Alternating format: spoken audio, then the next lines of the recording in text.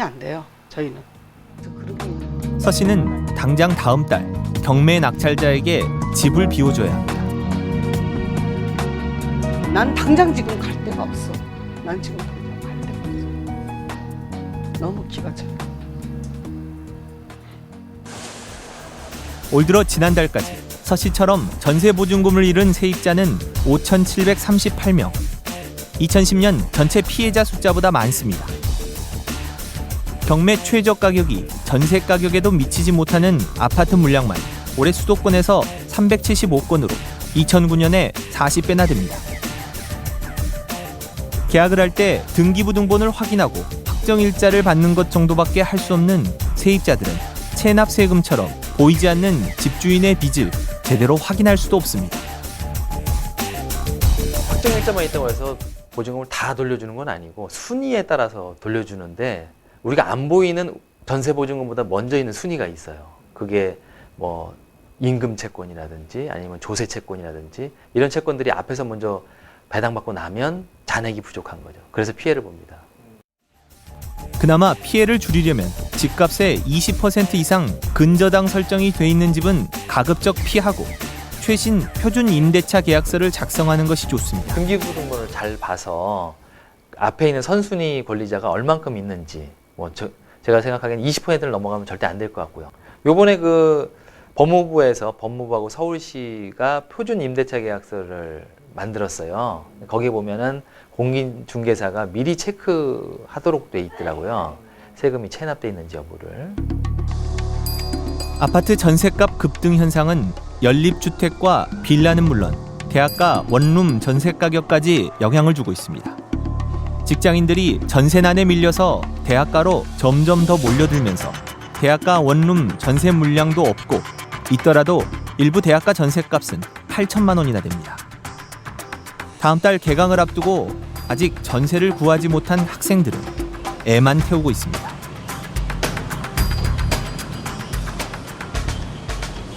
금리가 워낙 안 좋으니까 주인 어르신들이 다 전세를 안 놀라고 하세요. 대부분 있던 전세도 월세를 많이들 돌리세요.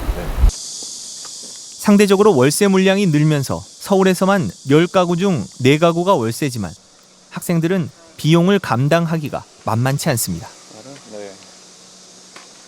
월세도 알아봤는데 월세도 아무래도 좀 보증금이 부담스럽고 월세도 비싸고 그래서 월세는 보증금 500만 원에서 1000만 원 정도 하고 보통 한 60만 원 정도. 전셋집을 구하려던 이태훈 학생은 결국 포기하고 부모님과 상의한 뒤 하숙을 하기로 결정했습니다.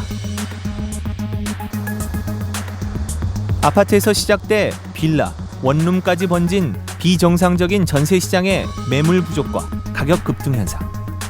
실제 전세 거래 건수는 적어서 몇 건의 거래가 주변 시세를 흔들고 있지만 올가을 이사철에 이런 현상이 더 심해질 수 있다는 점이 문제입니다. 전세 물건, 특히 도심권에서의 소형 전세 부족은 심화될 가능성이 있고 비수기인 지금뿐만 아니라 가을 이사철에는 전세 물건 부족, 가격 상승 현상이 더 가속될 가능성이 남아 있습니다.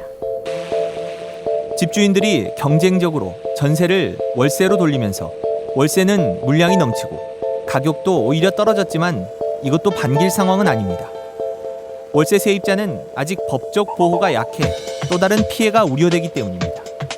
주택임대차보호법이나 이런 데 보면은 전세를 주로 보호하고 있어요. 근데 월세는 보통 생각을 안 하고 있었는데 월세를 보호하는 법제도 좀 강화돼야겠다. 적정한 월세 가격의 가이드라인을 정한다던가 월세 이율을 공시한다던가 합리적인 월세 시장의 안전장치를 만드는 것들이 좀 시급해지고 있습니다. 이런 상황이 벌어지는 가장 근본적인 원인은 부동산 불패 신화에 대한 환상이 시장에서 깨졌기 때문입니다.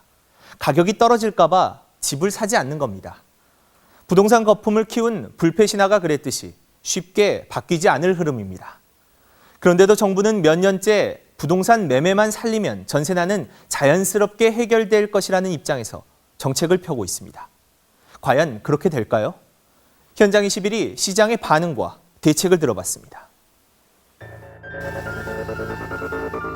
2만 세대 대단지가 형성돼 있는 잠실 아파트촌. 전셋값이 자고 나면 뛴다는 서울의 대표적인 지역 중 하나입니다. 불과 한 달 전보다 그때는 5억 5천 전후였는데 지금은 6억 5천 전후에서 심한 경우에 한 7억까지도 얘기를 하고 있으니까